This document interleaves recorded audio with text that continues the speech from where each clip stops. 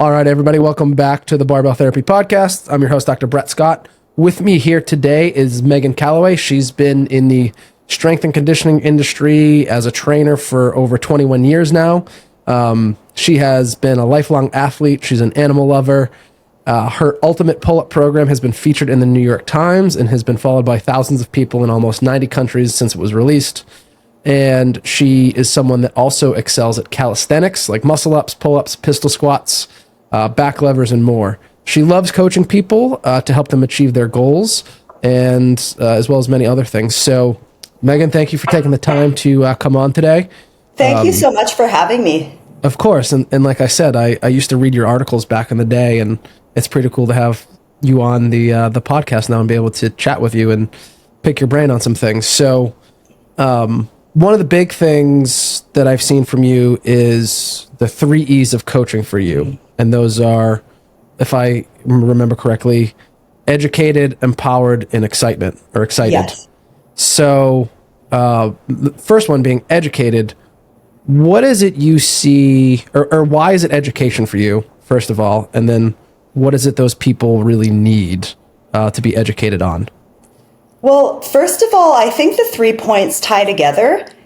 If you understand what you're doing, for instance, I think you might be more inclined to feel more empowered and more excited. So if I can hit, for example, with my clients, on products, on social media posts, if I'm able to tie the 3 together, I typically find that is when something will just explode in terms of results, in terms of number of purchases, in terms of I joke, not anymore with the algorithm, but views and shares and likes and all that. I think it's so important for people to know what they're doing, or at least to understand what they're doing and why. So instead of me just saying, oh, go do this, I want them to understand why they're doing it. Mm-hmm. Your point about what people need to know. So I kind of talked about perhaps an individual exercise, maybe something specific to a goal. I think overall, people need to know that in order to achieve top results, and in order to do so consistently, the fundamentals work best. You don't need to do some fancy training program. You don't need to do this fancy diet. People overcomplicate. And I think that is so often why they fail, why they jump from one plan to the next, one diet to the next. Stick with the basics and just master them. Become proficient at them. Yeah, I would say the fitness industry is one of the most overcomplicated industries I know of, as far as, at the end of the day, it's really, let's show up to the gym. Let's try to eat relatively healthy, live a balanced lifestyle, drink water, and sleep. Exactly. But there's so much science out there and so many people trying to have the next best idea or seem like they know something that no one else does. And people come in all the time asking us about like, oh, I read this article. What do you think about this? It's like, let's just focus on the big rocks here. Yeah, it's like, how's your sleep? How many days a week do you train? What are you doing? How is your nutrition? But then it's like, but should I be cold plunging? Should I be taking this supplement? So people like to focus on the 1% and they ignore the 99%, like the big rocks, as you said. Yep. It's like, you don't need to do that. You don't need to cold plunge. If you want to, amazing. You don't have to, though. It's not going to necessarily impact your results either way. Yeah. So are you anti-cold plunge? I'm not. Okay. And I'm in Vancouver. We have some decent spots, but I find so many people overlook the basic stuff and think that they have to do something super flashy and fancy, and that's the only way they're going to achieve success. Yes, very true. I do enjoy a good cold plunge. I have one at my house here, but nice. It's something I'll do like 3 or 4 days a week. And yeah, it's not something I'm doing in place of training by any means. Yeah, exactly. It's not like you can suddenly not sleep, not eat well, not train, but I'm cold plunging, so everything is wonderful. Yeah. And so would you say a lot of it comes down to educating people less on like the science of how things work, but more on like the behavior change of setting yourself up for a bedtime routine and, how to make better choices when you go out to eat or whatever the case may be? Yeah, it can be that. Again, I just think hammering in the importance of nailing the fundamentals and doing so consistently, Yeah, and absolutely. not looking for the next magic solution. Yeah, that's everyone's always looking for that. Yeah. Or saying like one way is the only way. In training, for example, I wrote about this before, but any coach who says that their way is the only way, or, oh, like, don't do this exercise because of X, Y, or Z, whatever, red flag. Yep. There's so many different variations for everybody, so many different types of training for everybody, so many different types of nutrition for everyone. Yeah. And people do it, I think, often to promote their own products and services. And to me, that's just a huge red flag. Yeah. So let's talk about that a little bit. So that's one thing I've heard you on another podcast mention as well, of like, you know, there's a lot on social media now of flashy things and girls in their, you know, little booty shorts and sports bras and their hair and makeup all done, talking about their Herbalife shake or whatever, and their morning routine, when it's not really what it's about. So you kind of really keep it real on your Instagram, and it's all about training and education for people, and how to do all these different progressions and things like that. So how have you seen, I mean, you've been in this since before the dawn of social media explosion. Yeah. How have you seen social media influence people's fitness goals, endeavors, just how their thoughts have been influenced by it, etc.? I do think there's a lot of good. So I will say that. Obviously, there's a lot of stuff you have to sift through to find the good. I think partly I'm in my own echo chamber, so I do follow a lot of people who share similar philosophies. It's not just about training to control the way they look, which is hugely what I did in my 20s. And why I'm so opposed to it now, just because I know, and I've used this term so many times, how soul zapping it is. Just robs you mentally, it robs you physically. Again, that's where the 3 E's tie in, but training to feel good, training to understand what you're doing, or at least I hugely believe that plays such a role in people's success and also sustainability and consistency. Yeah. I think it goes both ways for men and women. You see it a lot on social media. Again, people like training, I guess women might be more culpable of doing this, but filming themselves in a certain way to kind of, I don't know, I'm going to bite my tongue. I don't want to overstate. Filming, for example, from a certain angle to kind of over-sexualize their post to perhaps get more views. Yep. Or you might find a guy who is training without a shirt, facing a certain way, doing something to elicit the same results. So I'm not just picking on women. Nope. And again, you have the different filtering, airbrushing, stuff like that on social media. So a lot of the time what people see, what they see is not necessarily realistic. Yeah. Yeah, I have a friend that has a pretty big YouTube following, and he told me that anytime he posts a video with his shirt off, it does way better than one with the shirt on. And it works. It's just, yeah, what are we selling at that point? And so, but you got to do things to make a living too. I just think people need to do what's best for them. If somebody, for example, if that makes them feel their best, I'm all for it. Yep. But if people are doing it, I guess, to play the game or in a way that's not necessarily honest, that's what I'm against. Maybe not necessarily playing the game, because again, that sells. Yep. But doing stuff that's misleading, I have a problem with that. Yeah, absolutely. And so on the empowerment side of things, what is it that you think makes people feel empowered, or what is empowerment to you when it comes to training? I think it depends on the person. Achieving results is empowering. It might be physical results. It might be a matter of improving your mental health, improving your sleep. Aesthetic results, if somebody has that goal. Me personally, I like to focus on performance-based goals, mental health goals, sleeping better. Anything aesthetic is a byproduct of that, but is not my focus. Anytime it starts to shift towards the aesthetics, and I haven't thankfully done that since my 20s, everything is so much better when the focus is on performance and just mental and physical health and being able to do cool shit. Yeah. That's my big thing. Being able to do cool stuff, keep making progress, and just feeling like a badass, really.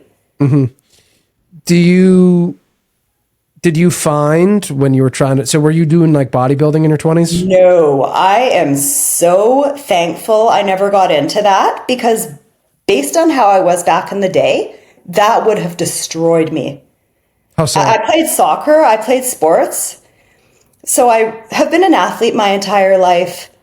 I know a lot of people who did compete. A lot of them were former athletes and they got into competing, especially women, and they have not really been the same. Mentally, physically.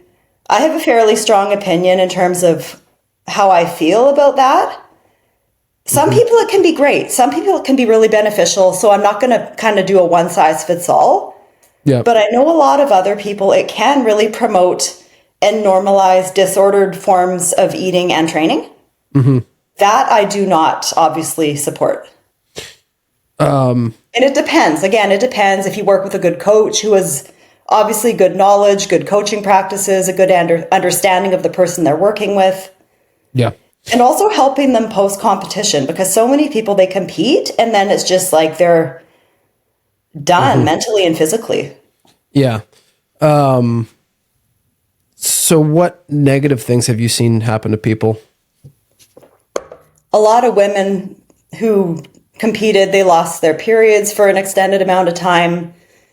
Their eating, it became extremely, I want to say fairly disordered. Obviously extremely rigid, but extremely just like obsessing about food all the time, having to control absolutely everything, having no normal life really in terms of their eating, and just deprivation. And then when they were done, thinking they had to be even more extreme than when they competed because things had changed.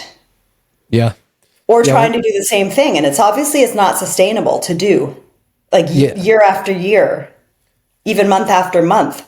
Yeah. To get to, 4-6% body fat or whatever for a male to look that good. And then but it's a very short-lived process of it's not healthy for most people genetically to live down there.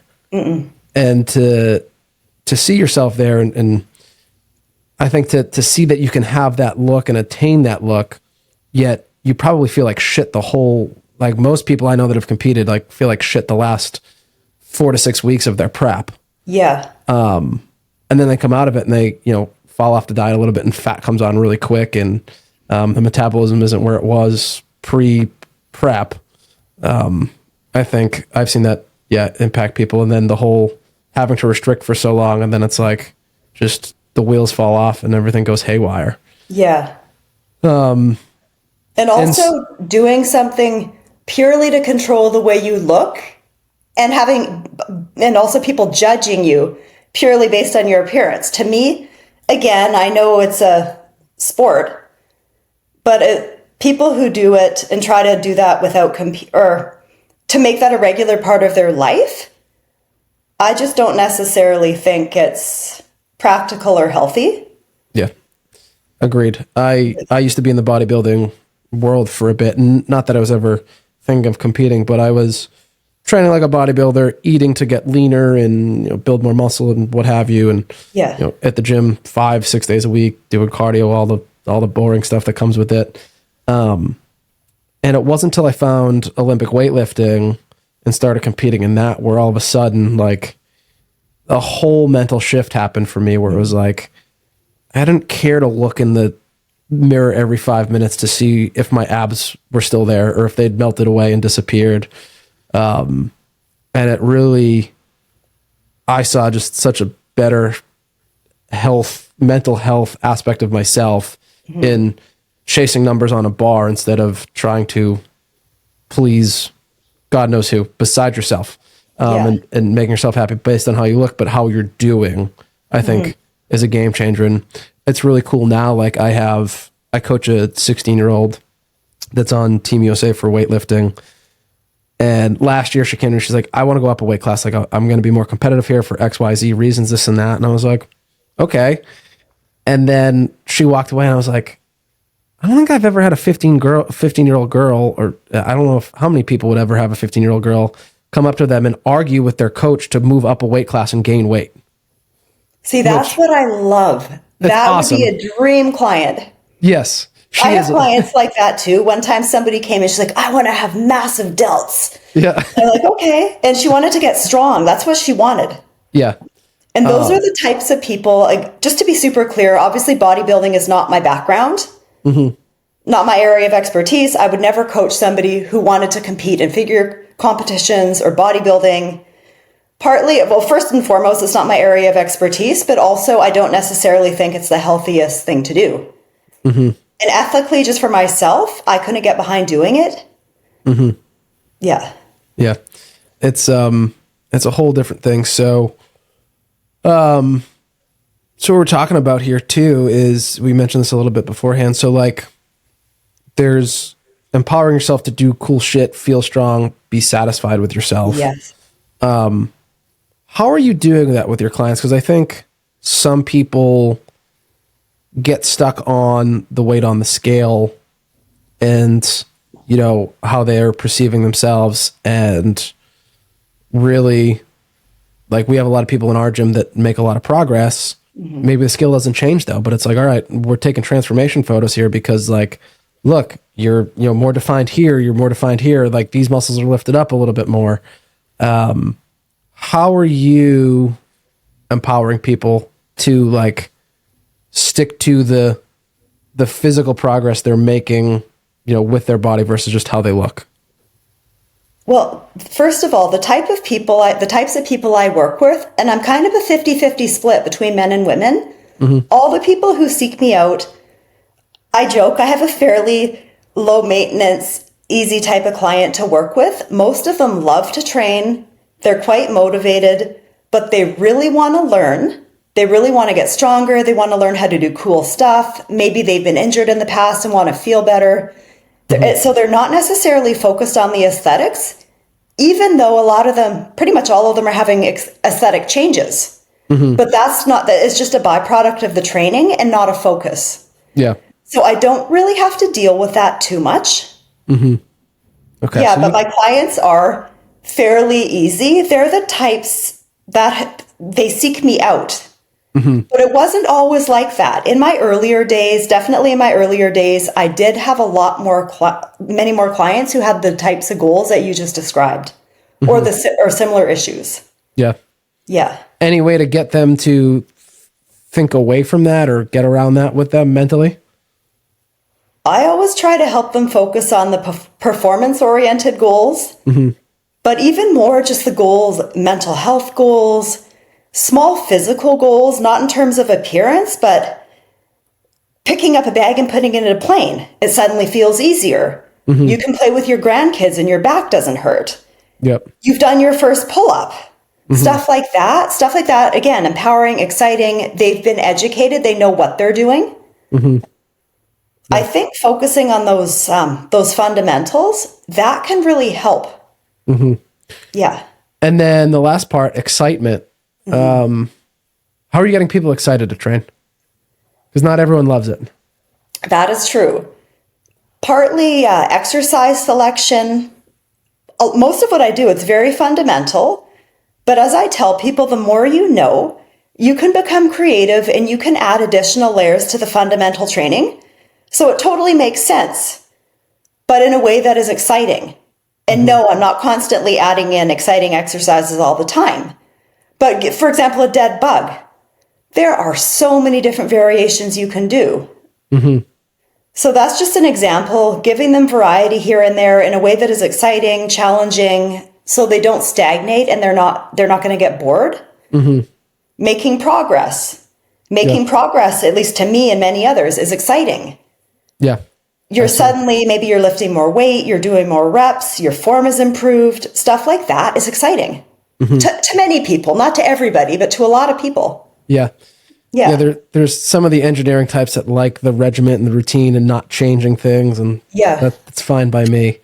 How often will you change up someone's programming to keep things fun and exciting? So with my program design, I'm not constantly changing it.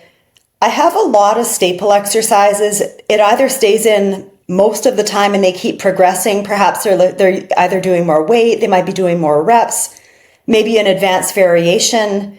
For instance, a trap bar deadlift, maybe I have now added in band resistance. Mm-hmm. So you can tweak the fundamental exercises. Mm-hmm. And in pretty much all the programs I have with people, they'll be doing a hinging variation, a squat, bilateral, obviously unilateral. They're not just doing one or the other. Mm-hmm. Vertical pushing, horizontal pushing, same with pulling, carrying, stuff like that. Yep. So the staples are there. And then you can just tweak the fundament. You might mix in a different variation. Or what I usually like to do is I add more variety in the accessory exercises versus the main lifts. Okay. Everybody's different. Everybody is so different in terms of coaching, even in terms of the clients. Yeah. But it might be anywhere for usually about 4 to 8 weeks is when I will change it. Yeah. But I'm not going to massively overhaul the entire program. Yeah. Unless somebody suddenly dramatically change their goals. Mm-hmm. But even with different goals, you can still use a lot of the similar exercises. Yeah. Yeah. I just started doing a program with, Jason Brown? The name rings a bell, but I can't put a face to him. He's big on Train Heroic, and he's got a pretty big online social media thing with his business, but I started doing his programming. Yeah. And it cycles through training every 3 weeks, and I found I've never done a program that changes every 3 weeks, and I actually love it because it keeps it fresh, it keeps it exciting, and usually by the end of 4 or 5 weeks of the same block, I'm like, oh, do all these same exercises again, and it's been good to look at a new challenge. So I was just curious how you... Is it for his program, does he use similar movement patterns and just different exercises, or is it totally different? So I haven't been doing it too long yet, so I can't say for sure. Yeah. There's a lot of themes. So he does a conjugate style programming almost. And there is a mix of Monday is always more of a very heavy strength day with one big main movement. So for one block, it was SSB squats. And then the next block, it was the same rep schemes, but it was trap bar deadlift. Mm-hmm. And then I don't know what next month will be yet, so I can't say for sure. And then, so I think he tries to keep things similar enough, but still different, but it's still the push movement or a pull movement rather. And then a lot of the accessories will change, dramatically, but there's definitely a structured, how it's all set up, that stays the same. So I think there's more a theme to it. And then they're just changing those exercises based on giving you something new. Oh, okay. Different. Yeah, I like that. And even in terms of keeping similar stuff in and then adding in I like to tweak versus overhauling. Yep. People can keep making progress with what they're doing, but also they can keep improving their form. Yes. I find when people are changing stuff up constantly, you start to get okay at something and then it's swept away. Yeah. So I like to keep it, even if people get sick of it, you can make it exciting by... Again, spicing it up, trap bar deadlift. You might do a staggered stance versus or just a regular stance. Mm-hmm. You might do pause reps. You might add band resistance. Yeah. So there's so many different ways to add variety, even to the same or similar movements. Yeah. So that way people get it, it stays fresh, but you're not taking away what they've been doing. Mm-hmm. Yeah, I think that's a big part is... with general population people, they tend to get bored easier. But everyone kind of has this expectation when they come into a gym or work with a trainer that every month the training program should look completely different and it's this whole new thing. Yeah. Where it's necessarily not the case at all. Especially my performance athletes, I'm all right, we threw these new exercises at you. Let's train them for 4 weeks. And then it's wait, so now that you're just getting good, I should change it all up on you? No, let's keep it the same. let's run with a lot of the same stuff for maybe 6 or 7 weeks and really get you to like master the technique of it and the precision and go from there and see what happens. And let's not change anything until the point where we start to see that you're plateauing with your progress. And then Exactly. let's tweak a variable. I think when people understand that, then they're more willing to stick with it. But if they don't know that, they might just think you're being lazy. Yes. So again, the education can help with the empowerment and the excitement and then the sustainability. Yeah. Yeah, that's a whole nother thing. I had some women before that like wanted me to, she's like, well, you wrote this program for someone else before. I was like, yeah, but it works. Like it's science. And she's like, well, I'm paying you to write me a program. I'm like, you're paying for my knowledge and you're paying me to get results. And you're not paying me to waste my time. If I've written this and it's worked for 9 out of the 10 people I gave it to.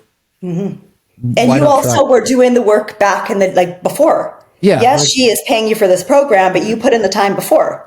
Yeah, I fucking studied for 7 years in school for this. Plus, God knows how many hours of doing it with experience. But anyways, calisthenics is one of your big things. It is. How did you get into calisthenics? I have been doing calisthenics since my probably late teens. Okay. But not well. Okay. I was always okay at them. I've always been very athletic, above average in strength. And I was training pull-ups, push-ups, all the regular stuff quite consistently in my 20s. Not the greatest. When I was 28, I was in a pretty bad car accident. I've talked about it a lot. But for 5 years, I had the most fucked up is a good way to put it, but confusing, unpredictable, full body symptoms. Nobody could tell me what was going on for 5 years. And I finally found somebody who got to the root of the problem. And within 2 sessions, I made more progress than I had in 5 years and over $25,000 spent. Seeing and this is when I had no money.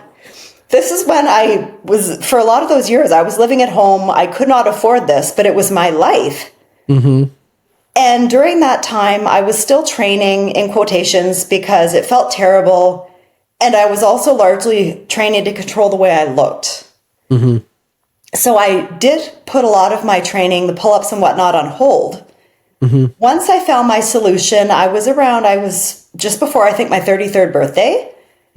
That's when I started getting back into doing pull-ups, push-ups, all that.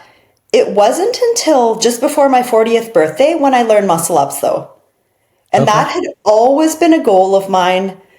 I don't want to say I could do them, but I have a video of me trying them, I think when I was maybe 25 or 26. And I would pull myself up and it was like, and I'm like, I can do 8 of them in a row. But they were horrible, like the chicken wing ones you see when people have no clue what they're doing. Yeah. So I wanted to learn how to do them. I hired a coach and I worked with him for 10 months. And he was teaching me more the swing, like the not kipping, but I would swing and I would have a slight knee drive, still a pull, because you watch the videos of the people kipping. And I was even watching one today and she was super impressive. But I watched and it was so much momentum. She actually had no bend in her. There was no pull. She kipped so hard that she flew over the bar with pretty much straight arms the entire time. And I was like, okay, wow, that's really impressive. But I'm like, that's completely different from what I want to do and how I train them. Yeah, so I worked with him. He taught me the swing, a good pull. It was more of a pull-up grip. It wasn't the false grip. And then eventually he taught me, we worked more towards the false grip, but it was the true false grip where you're over the bar. And instead of, I do a hybrid. Sorry, hopefully people understand what I'm doing. My arm's the bar. Instead of, this is how he would teach me. I was over. So this part of my wrist is on the bar. That's false. But I was driving my fingers into the bar. It hurt because literally your entire body weight is being supported by your wrists. It hurts. The chafing was unbelievable. And the pull is not as good. So COVID hit. And I started doing them where I used to live. I had a really cool outdoor gym with a regular bar. But I also have a company that sponsors me base blocks. And they have a much thicker bar. And I use that in my house. And so I taught myself, instead of doing the pure false, I turned it into more of a hybrid false. So my wrist is still on the bar, which is crucial. Yeah. But I now wrap my fingers and thumbs around. The second I did that, for one, it no longer hurt. My pull was stronger. It was so when you're like this, even just picture driving the bar, it hurts. Yeah. And I could do them. But it was not overly pleasant, and my pull was so much weaker. I learned them at home. The thick bar is a lot tougher, so it took me a little bit of time to get used to them. Yeah. The second I did this, though, your pull is so much higher, and you have much more control of your elbows during the transition. It's like if you're like this, it's very hard to have more control of the elbows, so they are more prone to kind of swinging out versus staying tight to the body. Anyway, so that was just a tangent I went off on. But I learned the muscle ups originally with the coach, and I give him a lot of credit.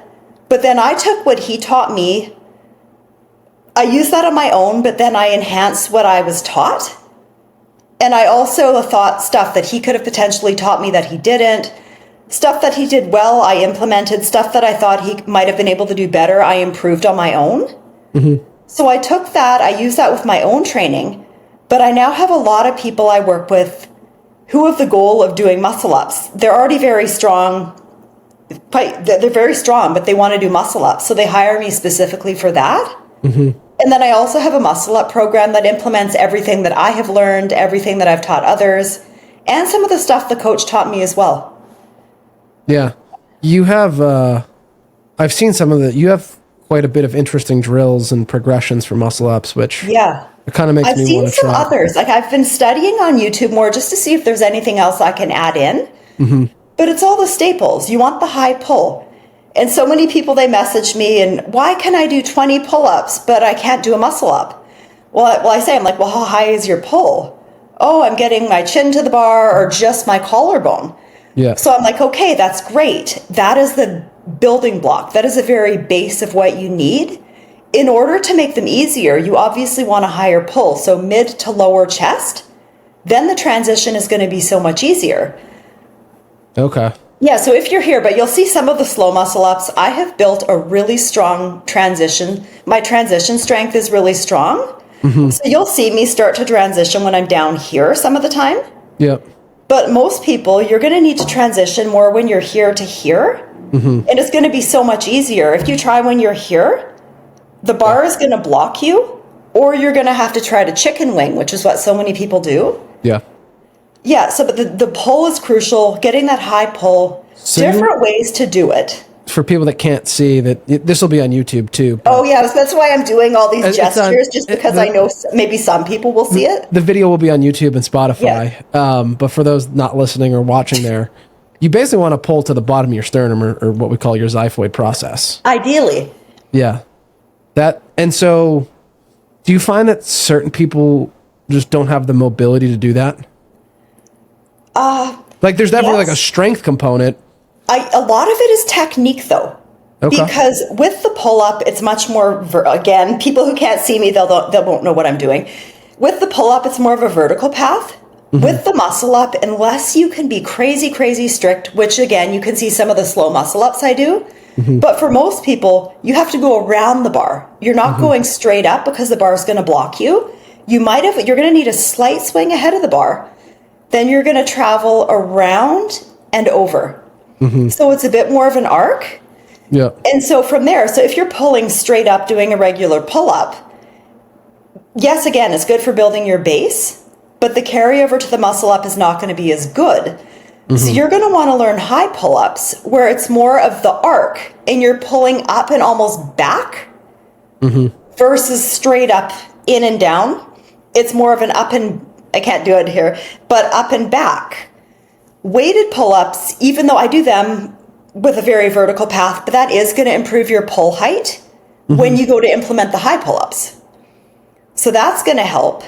I like band-resisted pull-ups. You can either anchor a weight around your feet, dorsiflex your feet. Anchor, it can either be a small band, like a thin band, put it around a weight, a heavyish weight, or if you're at a gym, you can anchor a long band in the bottom of a squat rack. So you're doing pull-ups, trying to be as explosive as you can with the band around the tops of your feet. So you're not using the assistance, you're actually using the resistance of the band to improve your power. So that's cool. But again, that's training the vertical path. You're going to want to learn the arc for the pull-up component. But the transition strength and the false grip, those are two areas, and they go hand in hand, where people really struggle. And it takes often weeks or even sometimes months for people, for their false grip to feel, I say, comfortable, strong, and normal. Yeah. Because it's going to feel really weird. And again, I use the hybrid. I try to get people to use the hybrid if they can. Some people, they might not quite have the mobility to get all the way around, so they might need to stick with the pure for the time being. Okay. But with the pull-up, I find a lot of the time it can be mobility, but it can actually be more of a technique thing. Or sorry, I should say the muscle up, because they're trying to go directly up versus in the arc. Or you have people who train the arch style pull-up. And I'm like, good luck doing a muscle up if you could do that, because you're just going to ram your chest into the underside of the bar. So if you're training an arc style pull-up, like an arched back, arched back pull-up, that doesn't have a great carryover to the muscle up. You would be better served doing the hollow body style pull-up. Yeah. That makes sense. And then with that being said, so you mentioned the bands. Is there a difference between doing bands and then just like holding a dumbbell and doing like a weighted pull-up? I like both. Okay. I have a weight belt and I hang the weights from the belt. Yeah. Something that I was doing, and I sometimes had people say, well, why are you training muscle ups holding? So what I would do is I would hold a weight plate on the tops of my feet. And I have videos on social media of me doing them. It would actually be a good way to train pull-ups as well. You put the weight plate on the base of, or on the roof of your feet, and it's resting against your shins, and you're dorsiflexing your feet. What I like about this, it's teaching you to keep the tension in your lower body, because that is something a lot of people don't have. And with the pull-up, with the muscle up, if you don't have the tension in your lower body, you're going to be more prone to pulling dead weight, and you're also going to be more prone to swinging too much. Well, and if you do it wrong too, the way I'm visualizing it, you're going to lose the plate, right? Yeah, exactly. So I was going to say, you want your legs to be fully extended, and you want your feet to be slightly ahead of your torso. A lot of people, they try to be too vertical with the muscle up. Yep. Or I see people and they'll post a video. Is one woman in particular, and she was really impressive, but she kept missing the reps.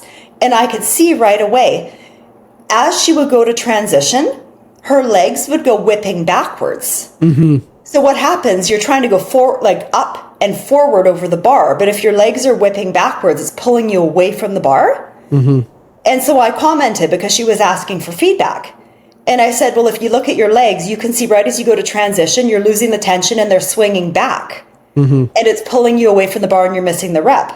Yep. So she ended up correcting that, kept her feet and legs ahead of her body, kept the tension, and then she was doing them with a band, but she was able to do them. And so it's things that people don't necessarily even think about.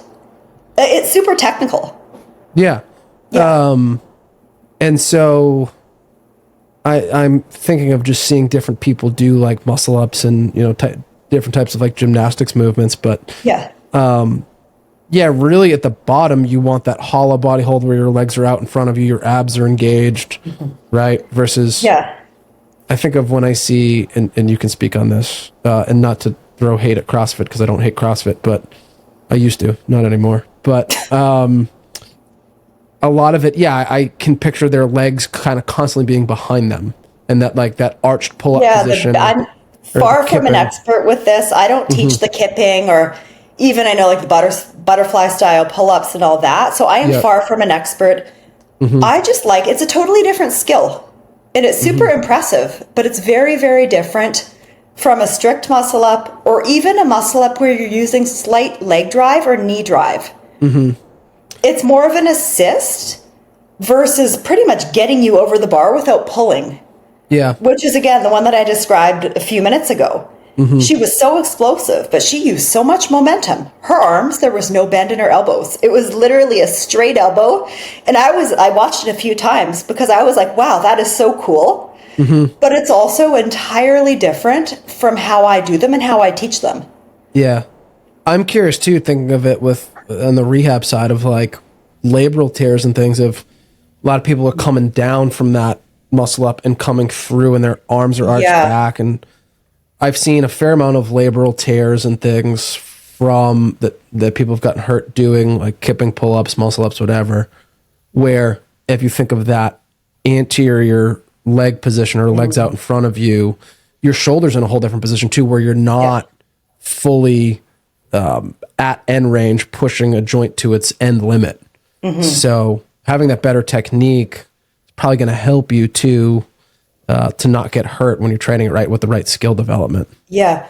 Well, as I tell people, for one, unless you're competing in CrossFit, there's absolutely no reason to do them that way. But if you are competing in CrossFit, you should still learn how to do them. I don't want to say properly. I almost said properly. I mean, strictly versus relying on all momentum. Yes. And again, two totally different skills. And like, I'm sure, like, I could not do that if I tried right now. Yeah. It's super, super impressive, but it's just totally different. And I would say for sure higher risk. Yeah. First of all, it's building capacity, having control, like anything, you know, if we look at things fundamentally from a rehab perspective too, it's like, all right, I want you to be able to hold this isometrically first. Let's see if you can tolerate that stress. Exactly. So yeah, if you can control a muscle up and, you know, come all the way down the bottom with good shoulder girdle control and everything versus just let's flail up and down and you're brand new to this, but let's keep doing it. That's typically where we're going to run into issues because these people just don't have the prerequisite strength and control. Yeah.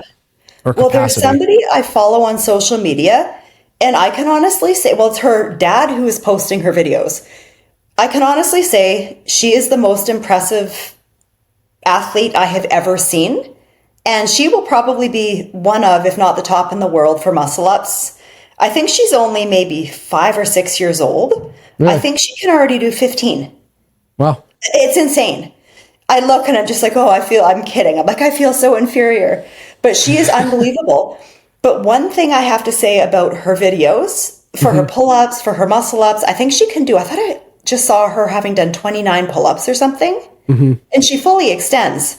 Wow. But she doesn't control the lowering. She literally will just drop from the top of a muscle up or the top of the pull-up, and you see the elbows, they just hyperextend. I'm like, and if maybe right now it's okay, but I don't know, like for sure I would want her working on controlling the lowering more. Yes. But she is honestly the most impressive athlete I have seen on social media. It's just incredible. Well, and so as far as, so what is the point of that, like hybrid or false grip? What is the point of that? So the reason why, and you'll see that with the false or hybrid, because the bar is sitting on the base of your wrists, it allows you to go, again, people can't see. If you can see me, that's wonderful. If not, I'll try to explain.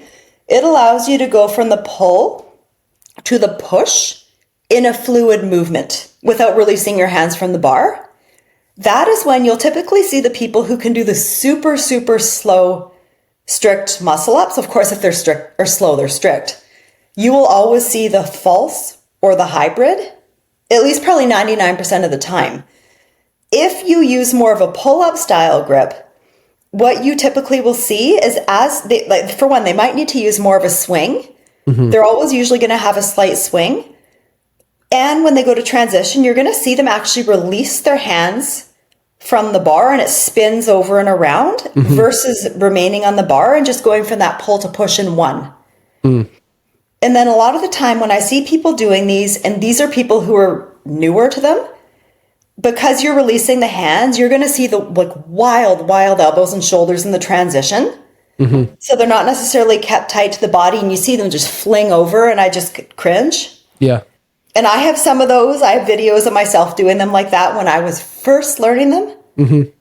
And I was still, for whatever reason, I had this mental block. I typically was never good at releasing my hands and wrists from the bar. I don't know why. So I was doing them with more of the pull-up grip without releasing. But it's so much easier to do them with the false or hybrid if you want to be strict. Okay.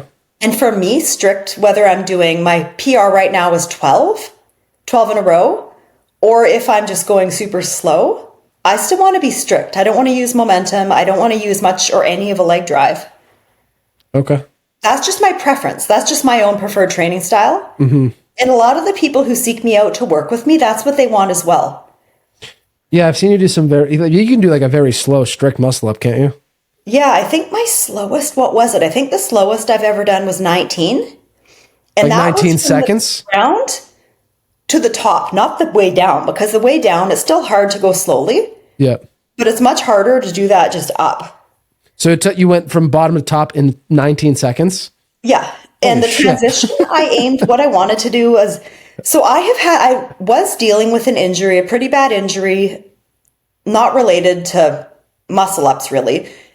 And I wasn't able to train them for 7 months.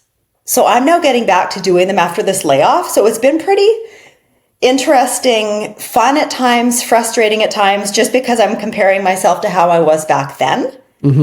So I'm back to doing unassisted. But I'm building myself up to where I was. I'm not doing a 19-second slow one right now, but I should be soon. And what's kind of cool, I was doing them yesterday with a band, like a very, I call it like a no-help band.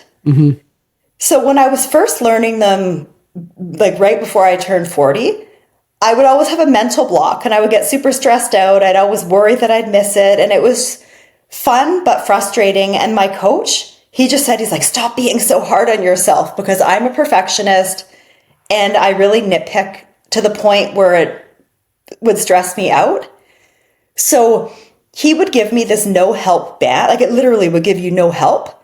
But for whatever reason, having the band gave me the confidence. So I was doing them unassisted, no problem. So yesterday I was using a band. It was like a very, I think it might give 15 pounds of help max. So not much of anything. But what I was focusing on, I actually thought I was using a bit of leg drive. And then I watched my videos and it looks like my legs aren't moving at all. So when I would train muscle ups before, I'd keep my legs very still, or at least like they weren't moving, but they weren't as tight as they could have been. So yesterday I was doing them with the band, thinking I was using a little bit of a cheat with my legs. My legs weren't moving at all. So I was like, this is so, for people who don't really get muscle ups or aren't really too concerned with minor details, this might be boring. But it was so exciting because all the time I've been training them, I have never done this with my legs. It might look very similar, but when you hit the bottom position and you go to pull back up, by keeping my legs as tight as they were and driving them away from the ground, even if they weren't necessarily moving, that's going to eliminate all dead weight. So it's going to make it feel even easier. And when you're lowering, if your legs are dropping down towards the floor, it's also pulling you away from the bar when you want to travel up to the bar. So it immediately made everything I was doing feel probably 25-50% easier.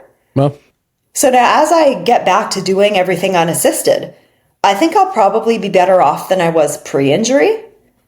So I've really been nitpicking, or refining, I should say. So it's been pretty cool for me, just because now that I dealt with this injury, I kind of think I took everything for granted.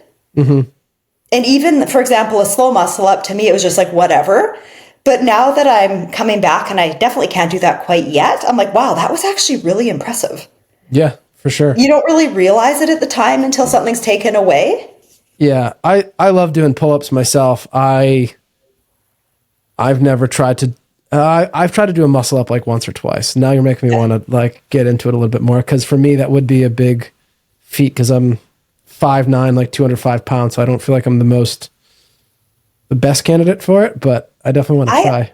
Are you, in terms of your build, are you fairly evenly distributed, or are you more like built in the upper body? And it's all my weight is in my legs. So definitely tougher. Yeah. Yeah, I would say my legs are where most of my muscle mass lies for the most part. But what I would do if I were working with you, I would have a slight swing, which is what I did when I learned. Slight swing, and then you'd want, usually for people, a bent knee drive is easier. Yeah. That just as a bump, get that assistance, get the confidence. And then from there, once you can do them confidently with the leg drive, you slowly take it away. Yeah. So there's nothing wrong. Me, again, coming back, doing my training. Yeah. I was trying to be perfectly strict with everything I was doing. And then I'm like, what are you doing? It's like when you were learning them, you had to use a slight amount of leg drive, nothing wrong with that. And so right now I'm allowing myself a little bit of grace. I'm allowing myself a little bit more cheat, like a cheat, so to speak. And then you build up your strength, build up the technique, get the confidence. And then from there you can refine. Yeah. So that's what I would say for somebody like you, for instance, who's learning. You don't need to it doesn't need to be perfection overnight. Yeah. Yeah. You want to be safe. That's the big thing. You want to train in a way that's safe. I got to learn to swing on the bar first. It's so subtle. Yeah. Like you don't want to do what sometimes you'll see people do. They do a massive swing. So then of course, like a pull-up, you don't want your path to the bar to be too long and inefficient. You could put a box ahead of you. Okay. So you would put a box ahead of you if you have, the boxes for box jumps or anything really. Yep. And you'd put it maybe 30-ish, 45 centimeters or so, maybe 30 centimeters. And then you do the swing just before you touch the box. Then that's when you time it, and that's when you're going to initiate the pull. Okay. And that is what is so tough for so many people is the pull timing. If you're swinging, you want to wait until the end of the swing, then you initiate the pull. You don't want to pull when you're still swinging forward because obviously that's totally counterproductive. Yeah. You're traveling forward and you're trying to pull back. Yeah. Makes sense. Yeah. Going back for a second here, you mentioned you were in a bad car accident and couldn't figure things out. What ended up being the solution, or what was the issue? Well, what I was told, first of all, which is all the stereotypical things. Oh, and this is when I didn't know what I know now. And it also taught me not to trust a lot of, I have my go-tos for medical professionals. And I know there are many out there that you want to avoid. So it ended up being, I think, based on the mechanics of the car accident and the impact.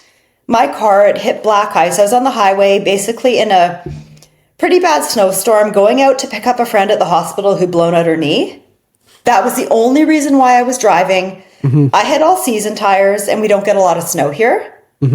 At least back in the day, we didn't get as much snow as we do now. So I was on the highway. Fortunately, I was going under the speed limit, but still 60 kilometers, not miles.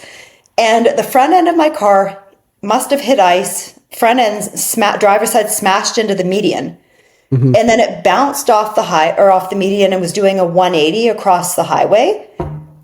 It was it was like a slow motion. So I thought to myself, oh shit, you're going to die.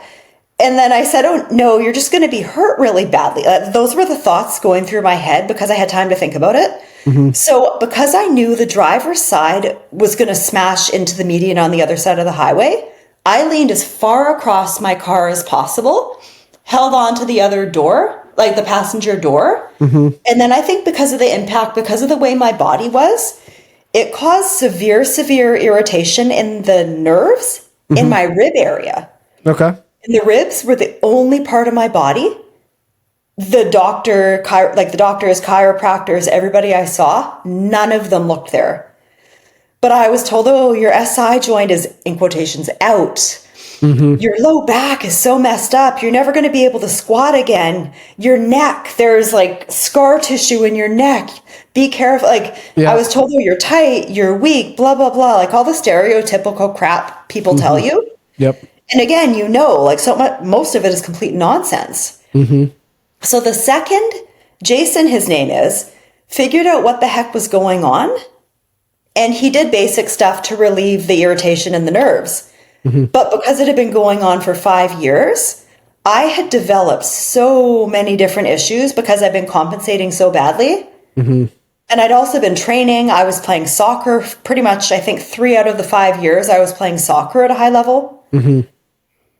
and feeling like crap the whole time, but still doing it because I was playing well. So I didn't want to stop. Yep.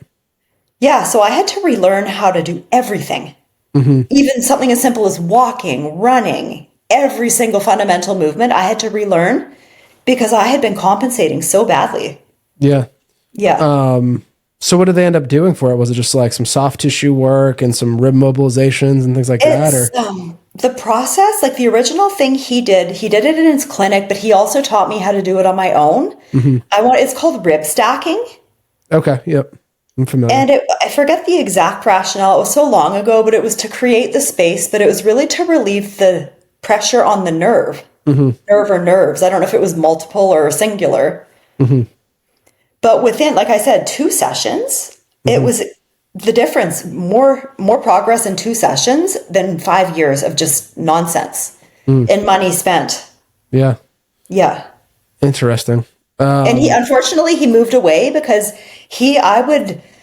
I coached in person for full time for 14 and a half years. That's when I made the transition. I was kind of 50-50 in person and online. And then COVID hit and I switched to 100% online. Partly because that was what I wanted to do anyway. And then also just the uncertainty of the gym closures and sitting there. It's like, well, is it going to be open? Is it not going to be open? And, just sitting around waiting. And that was when so many people sought me out to work with me online. So things kind of exploded. And then also at the time, the people I'd been working with, they were all quite a bit older. Most of them were high risk. So I didn't necessarily feel comfortable being in the gym with them, or they didn't feel comfortable. So it just made sense. Yeah. But so what I was going to say though, was when I was in person, if I had a client with any issue, it was always Jason. And I have somebody else now too. I have 2 people I recommend in Vancouver where I am. But I am, like I joke, I'm just so jaded based on my own experience. And so many other people, I just hear the horror stories and I recognize the red flags. And it's just so frustrating because people don't know and they trust. That's why I have this podcast. Yes. Oh, of course. Exactly. We treat a lot differently in our clinic because it is a space where we see so many people all the time come in that have been looked at by a doctor for 5 minutes, given this blanket diagnosis, not understood what the physical things they do are, how they work, and they're told stop doing XYZ arbitrarily because this doctor told them to, and then they're given all this misinformation. They change their lifestyle habits because of it. We see their health decline, and it's like they get in here and we really have to do a lot to teach them about what they can do again, their body's resilience. It's not scar tissue or the SI joint that's out of place and things like that. And it's I have a client, or had a client, we'd been working together for over a decade when this happened, and he would train with me religiously every Wednesday, 6 a.m. for years and years. And I got this text message, and he's like, "Hi, Megan, I'll explain later. I can't come to the gym right now. I'm not sure when I will be able to come back." So I was like, okay, this is so weird.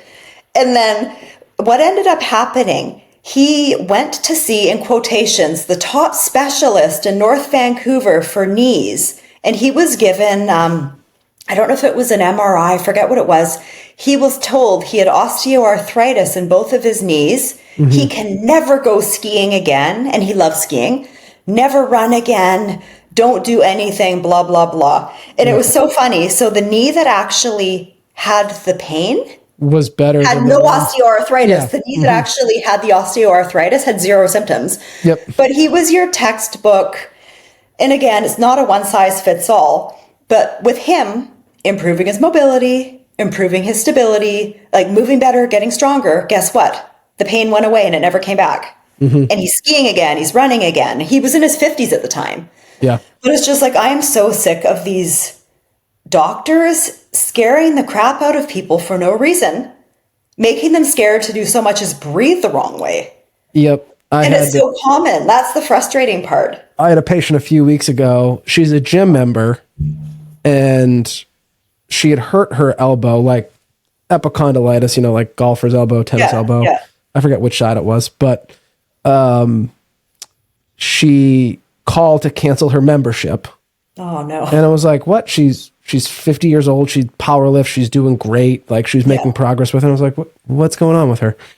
So I call her and I was like, why don't you come in and we'll take a look at it? So I take a look at it and I go through her history. I was like, how did this happen? She's like, well, I hit my arm on a door a few weeks ago and like smashed it pretty good and it bruised up and it's like been painful and tender. So she had like tendonitis symptoms. Yeah. But then the doctor told her, quote, well, as a 50-year-old woman, you probably shouldn't lift at all because like women aren't meant to lift weights like that. And I was like, this isn't even the reason she got hurt. Exactly. And so she was going to give up her whole health plan and like what she enjoyed doing because this doctor didn't even ask the history of it and just threw some blanket statement at her. And it's like, hello, do you not see the benefits of strength training? Especially these days. Doctor, like you should know this. Yeah. Like I'm 44 and even the thought of being told like at 50, like that's just ridiculous. Yeah. I plan on doing what I'm doing now when I'm in my 70s and 80s. Yeah. Of course, I might not be as good at it, but I still plan on doing similar stuff. Yep. Like health, like hopefully. Yeah. With good health and everything. I had a physician I was treating for a while too, primary care. And she was telling me, oh, my friend, she actually listens to this podcast all the time. So I'll give her a little shout out. My friend Ashley knows so much about nutrition and this and that. Like I have so much I'm learning from her and this and that, which is awesome in a sense that this woman that trains regularly has taken a lot of her own time to listen to podcasts and just get knowledge is great. Yeah. And that she can share with others. But the fact that she's teaching a physician is like, wait, why aren't physicians learning this in school about nutrition, like the basics of it? Well, I have a funny physician story. This was years and years ago. It was a client of mine, his sister. He brought her in to train, and she was like a total beginner. So I had her doing body weight only, squatting down onto a bench, standing up. And she would do it, and she kept her spine. It was literally like 100% straight. There was no natural, like she was not hinging her hips at all, and she was just moving through her knees, and she was complaining their knees were hurting.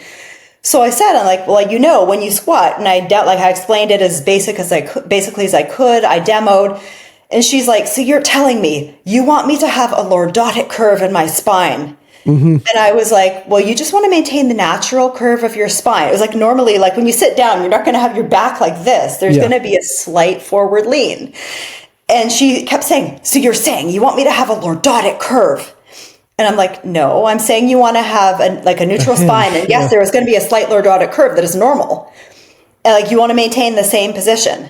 And she just kept doing it the way she was doing it. And then she was just like yelling at me and just accusing me of saying like she was supposed to be like hinging her hips a little bit. Yeah.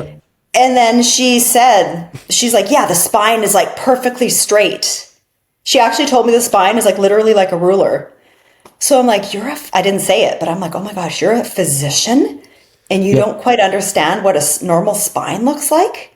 And then lo and behold, I told her, I'm like, if you'd like, I can send you I forget if it was an article about squatting. I forget what it was, or even just an image of a spine. And she never came in again. I've always found, interestingly enough, that people hear flat back or keep your back flat, and they think that means vertical. Exactly. So when I'm teaching someone new that doesn't have much experience with squatting, I will always tell them, yes, I want a relatively neutral and flat back, but that doesn't mean it can't lean forward. My back can be flat here. My back can also be flat here, right? So it's how are we utilizing our hips to do the motion? Because you see that a lot, especially with older individuals. They've all been told to keep their back flat, and they think that means it needs to be perfectly vertical, and they need to do this weird stooping motion. She was just moving through her knees. Like she wasn't even hinging her hips back at all. Spine totally vertical. And then asking why her knees were hurting. So I explained why and I showed her. And even when you're squatting onto a bench or a box, you can maintain more of an upright torso. But you don't want to be like stick straight. And she actually thought the anatomy of the spine was perfectly straight. I'm just like, oh, I had that's what she was telling me. Okay. Yeah, no. Like, it wasn't even just like maintaining a neutral spine. She actually thought the spine itself was stacked one on top of the other, just perfectly straight. Okay. Interesting. I'm sure I would have explained things differently, like if it were me now with her versus back in the day. But I thought I did a pretty good job with it. But she was just so, like, she just was vehement that it was literally like a ruler. That's what a spine looks like. And it was just... And I think her brother, he was kind of like, oh my goodness. Yeah. But she was a physician. So that she, at least with her, that made her act, I guess, like she knew more. And I didn't know what I was talking about. And I didn't want to overstep either. But if something is causing something to hurt, and I can identify fairly easily why, I want to address that and help. Yeah. Yeah, that's my thing too, is like in this field of, it's fun to get to be a coach and a physical therapist, because I got to see both sides, and I've been guilty of it too, of like, I had one patient before, I was just talking about this the other day too. She had back pain. She was an Olympic weightlifter, and she kept having this back pain like halfway through her session. And I scanned her head to toe, could not find anything, like nothing was making sense, whatever. Nothing was provoking her symptoms mechanically. And I'm just like, I don't know, maybe this is cancer or something, right? So well, Google will basically say that for everything you look up. Google will tell you that. For my issue too, but for my nerve issue, it was bilateral. Sorry, I don't want to interrupt you, but bilateral radial nerve irritation. Yeah. And if it's something bilateral, it's like, well, it might be a tumor in the neck. And I'm just like, oh, wonderful. Even though I knew it wasn't, I knew exactly how I did it. Yeah. But then, so she left, and at the time, my office was upstairs overlooking the gym. Yeah. And she went to lift. And all I saw was how lazy she was at racking weights on and off the bar. And I was like, oh, you have this flexion sensitivity, and you're just being an asshole with the way you're loading weights. And like, the only thing we needed to do was make her more mindful of the way she was picking up weights for a period of time, because she just had overdone it. Yeah. And it was like, any strength coach would have found that. No PT, unless I happened to be in a gym setting like I was, would have probably found that, because you needed the repetitive strain to get to the symptom.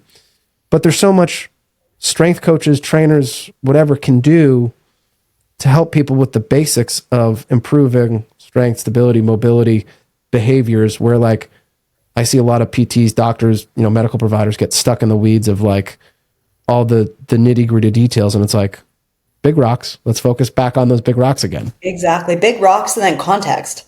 Yeah, exactly. It's like you had the context, you're lucky, but a lot of say she saw you in the clinic and you hadn't seen that, you'd have no idea. No.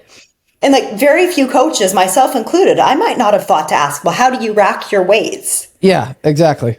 That's usually something you overlook. But even I wrote about this a long time ago. That is a super important component of the lift. Yeah.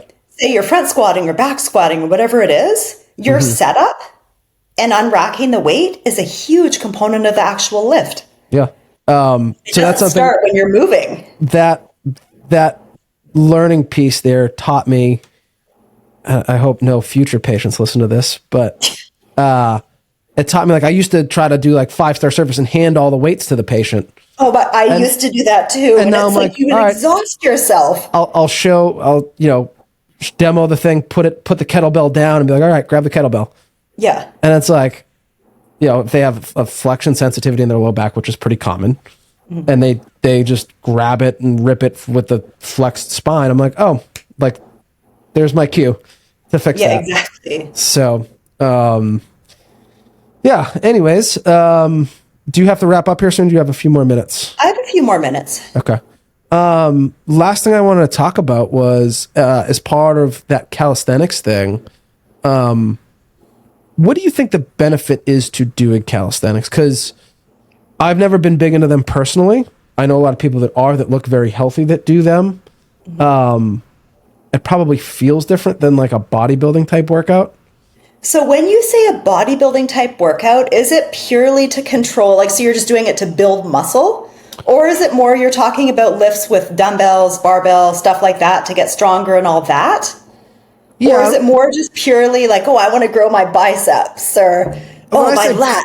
When I say bodybuilding, I mean like, yeah, you're training to build muscle in a way. So it's like, yeah, high repetition. So it's, let's say just the traditional bodybuilding split you would think of, okay. But bench press, pec flies, pec deck, all that type of stuff, on chest day, shoulder raises, all that stuff, where all this calisthenic stuff is very different. So even in terms of my own training, just in case people don't know, I have more of a hybrid approach where in a workout, so my upper body stuff, I do a lot of calisthenics, but I also do a lot of stuff with dumbbells. I have a gym in my house. I recently moved and I built a gym in my home. So I have fairly heavy dumbbells. So I do a lot of heavier overhead presses. I do a lot of heavier rows, stuff like that. So I don't just do body weight. Mm-hmm. And for my lower body, most of what I do, again, I don't call it a bodybuilding type stuff. I focus, it's more for me, yes, I'm gaining muscle, but it's more for improving overall strength, performance, athleticism, stuff like that. So most of my lower body stuff, I use dumbbells. I have a really cool Nordic bench. So like Nordic curls. My favorite piece of equipment I have here, I got it on Amazon. And my client, Mark, that we were talking about off air, he has it at the stadium at Rogers Center. And it's the brand that he has is Sorinex, but it's almost like skateboard wheels on either side. Yep. And it's like a metal, not bar, you know what I mean? It kind of has like a indent in the center. Yep. I use that for a lot of single leg hamstring slide outs. I use it for lateral lunges. I've been doing very heavy reverse lunges with it, and I love it because when you're using a slider, there's still quite a lot of friction, and your back leg, the non-working leg, is still doing a lot of work. With this, because it's on a roller and it's so smooth, it pretty much eliminates the back leg. So a reverse lunge, say you're on a slider where it might be 70-30 or even 60-40. Now it's suddenly like 80-20 or even sometimes 90-10. So you're just kicking the crap out of your lower body. So I do a lot of stuff like that. I was curious about those because, love it. I've seen them. I've looked at them like, that's cool. But I was like, what's the difference between that and using a slider? Better. Like sliders are great, but it is just so smooth. Where it makes it so the working leg, the focus is on the working side significantly more. And it's also a lot smoother. Say you're using the slider, sometimes you're going and it might just suddenly stop. Yep. It's so different. And I want to say I'm in Canada, so I joke. Our dollar is obviously a lot weaker than yours. So for you, it would be $0 if you bought it on Amazon. I want to say I paid $99. Okay, that's not bad. I think it was $99 or $109 or something, but it is amazing and it's super durable. And Sorinex is on Amazon, you said? It's not Sorinex. The one that is in the baseball stadium is Sorinex. Oh, yeah. I recommended it because he has a gym. Mark has a gym at home. He said the one that I recommended on Amazon is just as good as the one that they have in the baseball stadium. Oh, okay. I highly recommend it. I'll have to message you later and get a link to it. Yeah, I'll send the link. Yeah. But for calisthenics, to get back to your question, I think even just being able to control your body weight through different movements is just super beneficial. And you look at a lot of the top calisthenics athletes. If you were to put a barbell in their hands and have them do a bench press, they still might do a pretty good job. But if you were to get a power lifter to go do muscle ups, no. It's probably exactly. No. So I find being able to control how your body moves has a huge carryover to a lot of the stuff you will see people doing with the barbell or dumbbells. Whereas, again, doing stuff with the barbell and the dumbbell is super beneficial. And yes, being strong overall will help, but it doesn't quite have the same carryover. And I recommend both. I don't say just do this or that. Yeah. I like a blend. So I'd say lower body, I don't really, unless I'm like messing around with pistol squats, stuff like that, I pretty much am all like barbell. I mostly train at home right now, so heavy dumbbells, the Nordic bench, stuff like that. I love the trap bar. And I keep saying I'm going to go to the gym just because I do want to do certain stuff with the barbell and the trap bar. But it's so convenient having this gym in my house. Like, actually, it's my own gym. It's not even in my condo where I live. It's my own. And I have a lot of stuff here that gyms don't have. Yeah. And then I don't have to commute. And so many times I keep saying, oh, yeah, I'm going to go. And then I wake up, I'm like, next time. And then for the calisthenic stuff, though, and I'm sure you can probably, if you were to think of different gyms, it is really hard to find a gym with a bar where you can actually do muscle ups. Yeah. It's almost, I used to train at a private personal training studio that specialized in calisthenics. But you go to a regular gym and either there's no overhead clearance from the ceiling, so you do the muscle up, you go through the ceiling, or you have the bars that are angled, or it might just be a neutral grip. Yeah. It is really hard to find a good bar for muscle ups, or even dips for that matter. Yeah, dips are tough. So when I go, I'm going to probably do them on the Smith machine and from an L-sit. Ooh. Because that's a way you could do them, like the muscle ups, dips, stuff like that. Yeah. It's a little. But then you hog the Smith machine forever. Yeah. Interesting. Yeah. I feel like the thing would like slip out on me and I'd just go down like a sack I of see a bricks. lot of people do it. I haven't actually tried on a Smith machine, but I do see a lot of people doing them. And again, they're not swinging. Yeah. I wouldn't recommend doing even like a knee drive. You'd want to be perfectly strict if you were to do them there. So unfortunately, I probably wouldn't recommend learning them on that. Yeah. Yeah. I'm gonna go to the gym after this and just try to hold myself in a hybrid false grip and see what happens. Yes, and you have chalk, I'm assuming. Yeah. Yeah, chalk up the wrist. That'll really help. And I'm just trying to think of the best way to, you shouldn't feel like you're hurting yourself. Yeah. But if it feels like crap, that's okay. I'm fine with that. I just don't want you to feel like you're actually like injuring yourself. Yeah, no, I have a feeling it's going to be similar to learning, first time you learn the snatch and clean positions of, these are positions that people are very unfamiliar with. And Exactly. it's like, it's like, oh, it's painful. It's like, is it painful or is it discomfort? And like, do we just need to callus up a little bit in those positions? Well, it's nice now that I'm training again. I do have the calluses here. For months, I had no calluses and my hands are normally... Start over. Yeah, it's not bad. But what I tell people too, for like pull-ups, for example, I would get messages, oh, my hands, I have so many calluses. Are they ever going to go away? Or what can I do? And what I tell people, and I don't know if you've noticed this either yourself or with clients, when you're first learning pull-ups, you're probably totally overusing your arms. When you get good at them and you're doing them using a lot more back, you're actually relying a lot less on your grip. Yeah. So when you get good at them, you'll find you'll have a lot fewer callus, or like they won't be as bad. Yeah. If you're gripping for dear life, using all arms, very little back, it's going to be a lot more hands. And even back in the day, this is probably when I was writing those articles that you would read, I demoed 1-finger pull-ups and 2-finger pull-ups, showing that if you're using the muscles in your back versus just relying on the arms, you can actually do them fairly easily. Maybe if you worked up to it, because my only thing would be like, I could not overnight, definitely. Yeah. I could see you ripping like a flexor or extensor tendon in your finger, and that's not good.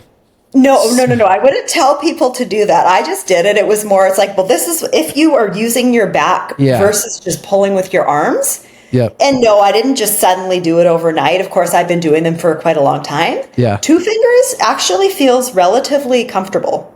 I could see that. And with a normal bar. Yeah. If it were a super thick bar, probably not, just like a regular bar. Yeah. And if you're really thinking about using your back and getting the proper scapular movement versus having none and then just pulling with the arms, it's actually fairly comfortable. Yeah.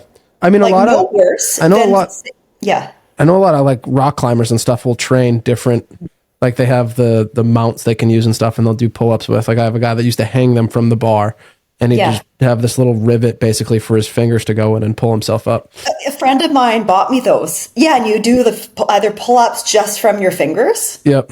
Yeah, but it's hard to find a place to hang them. That's the problem. Yeah. Or you're just going to be short and have lots of clearance. That is But true. Yeah, so I think you would be fine doing the hybrid. yeah, I'm going to try. Might not feel wonderful, but I think it would be fine. That's okay. A lot of training Yeah, doesn't feel wonderful. So it's, that is true.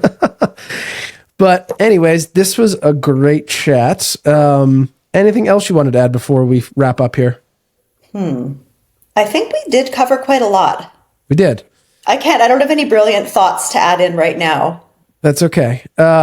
Where can people find you, Meghan, if they want to get in touch with you? They can go to my website, megancallawayfitness.com, or they can find me on Instagram at Meghan Callaway. And that's kind of my hub. That's where I have all my programs. I have my website, my blog. If they want to subscribe to my newsletter, Yeah. like my weekly email where I provide a lot of free content, Instagram is a good place to go. Yeah. And she has a lot of awesome content on her Instagram with different exercises, different progressions, different, modifications and everything in between. So Thank you. definitely check that out. And you got a pretty big following there too. So great job on that. It's improved. So, yeah. I laugh. I lost some a while back. I shared a post in my story, just my thoughts. I don't want to say politics. I just had a post. Normally it wasn't a fitness post. And so it dipped for a bit, but it's now coming back up. Interesting. Basically, I said I believed in human rights. Okay. And that unfortunately caused me to lose a good number of followers. Can't win these days. No, it's fine. I'm perfectly fine with that. Like I try to keep it real on my platform, but while focusing on fitness. And then I do share a lot of cat stuff too. Okay. Good to know. My cats, they get more positive feedback than my own fitness stuff, really. Yeah, that's how my dog is too. He's usually the mainstay that people react to more than anything else that I do. That's how it should be, though. And see, you attract the right types. When you share stuff like that, the right people will follow you and they'll engage. Yeah, exactly. Well, again, thank you, Meghan, for coming on. This was a pleasure. And maybe we'll have you. Me. Yeah, of course. Hopefully we'll have you back in the future. I'd love that. Awesome. Thank you so much. Thank you.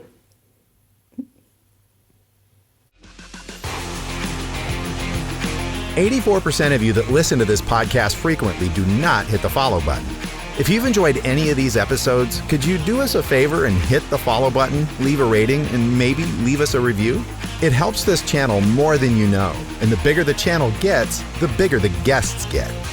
If you'd like to know more about training in person or online with Brett's Gym, Architect Fitness, please follow us on social at ARKITECT Fitness on Instagram or visit ARKITECTFitness.com. Or if you want to rehab with Barbell Therapy online or in person, check out @barbell.therapy or visit barbelltherapyandperformance.com. Thank you for taking the time to listen.